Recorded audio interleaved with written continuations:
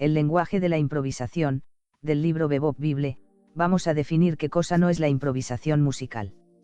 No es una habilidad dada por Dios para inventar melodías de la nada. No viene de un rayo de luz, convirtiéndonos en solistas monstruosos.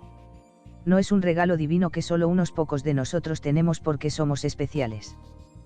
¿Qué es entonces la improvisación? Es reorganización espontánea.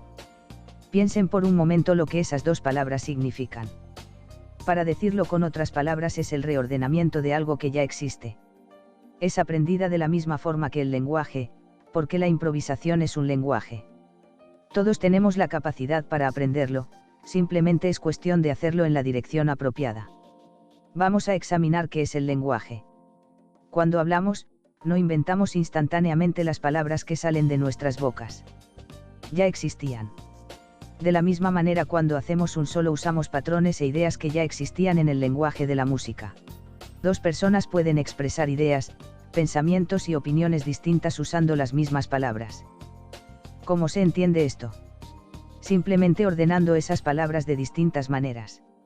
Si todos manejamos el mismo vocabulario básico, es la forma en que ordenamos las palabras lo que nos da un estilo personal. Cuando hablamos, lo hacemos de manera intuitiva y parece ser un proceso automático. Pero si pensamos en la forma en que se desarrolla nuestro vocabulario, vamos a ver que realmente no lo es. El proceso de aprender a improvisar es parecido. Vamos a destacar algunas similitudes.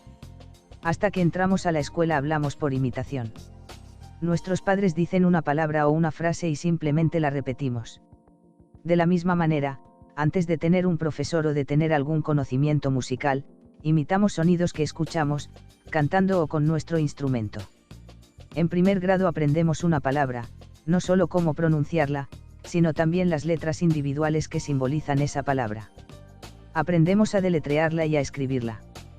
Para complicarlo un poco, aprendemos su significado y cómo aplicarla en una oración. En nuestras clases empezamos a aprender sobre acordes, escalas y arpegios, qué notas tienen, cómo suenan y cómo se usan. Con el secundario, nuevos conocimientos se adicionan para acrecentar nuestro lenguaje. Podemos recordar el análisis sintáctico, lo cual no era muy divertido. Líneas y corchetes apuntando en todas direcciones, por arriba y por debajo de las palabras.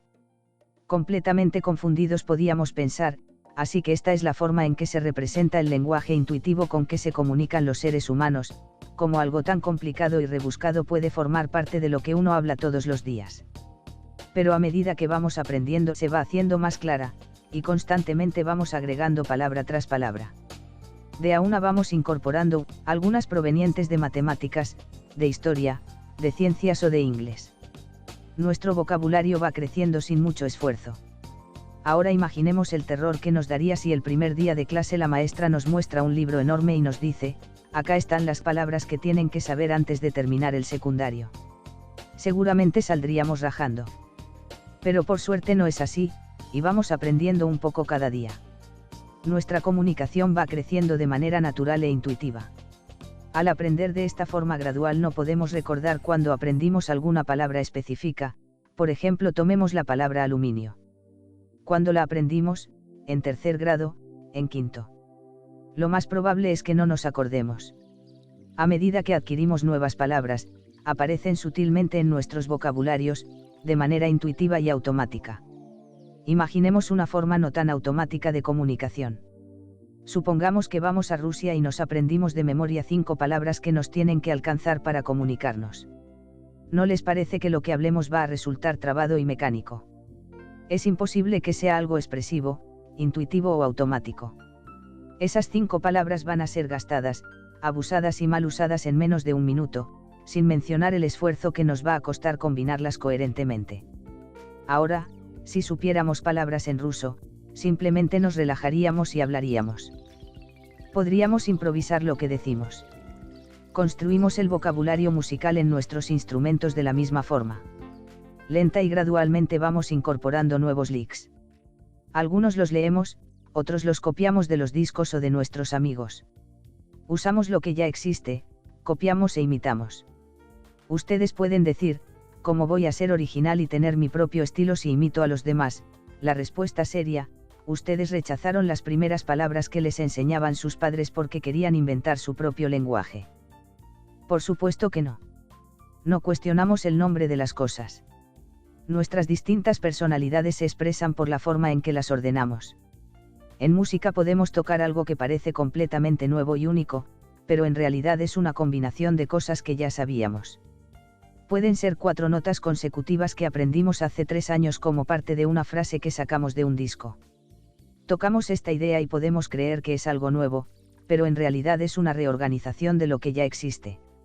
Veamos otra forma en que podemos expandir nuestro vocabulario.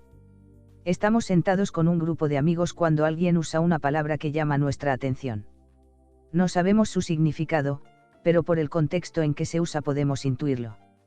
Al día siguiente estamos hablando y ¡zap!, nos sale esa palabra. Una vez que uno ya maneja el lenguaje de la improvisación musical, nos pasa lo mismo. Estamos zapando, sin saber lo que vamos a tocar y las ideas empiezan a fluir. De repente nos encontramos tocando una frase que le oímos al pianista la semana pasada.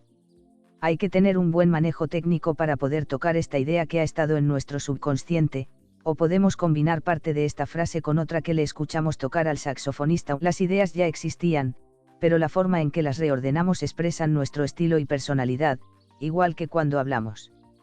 La improvisación musical es un lenguaje igual que el español, el inglés, el francés o el alemán. Hay que aprenderlo. Eventualmente se va a sentir natural e improvisado, pero debe ser aprendido de la misma forma aparentemente complicada en que aprendemos a hablar. Una palabra por vez, su pronunciación, significado, aplicación. De la misma forma acrecentamos nuestro vocabulario musical, aprendiendo frases, ideas y técnicas, repitiéndolas hasta que se hacen un hábito y podemos tocarlas inconscientemente, con o sin nuestros instrumentos. Repetición. ¿De dónde sacamos las ideas? De los discos, de amigos, de los discos de los amigos, de transcripciones, de otros instrumentos, una frase por vez. Después otra, y otra, y otra. Ese es el proceso en que podemos aprender y expandir el lenguaje de la improvisación. Este texto por Les Guise es extraído de la revista El Musiquero, de la columna que escribía el maestro Daniel Pellegrini. Recuerda suscribirte y dale like si te ha gustado este video, deja un comentario para dejar el PDF descargable.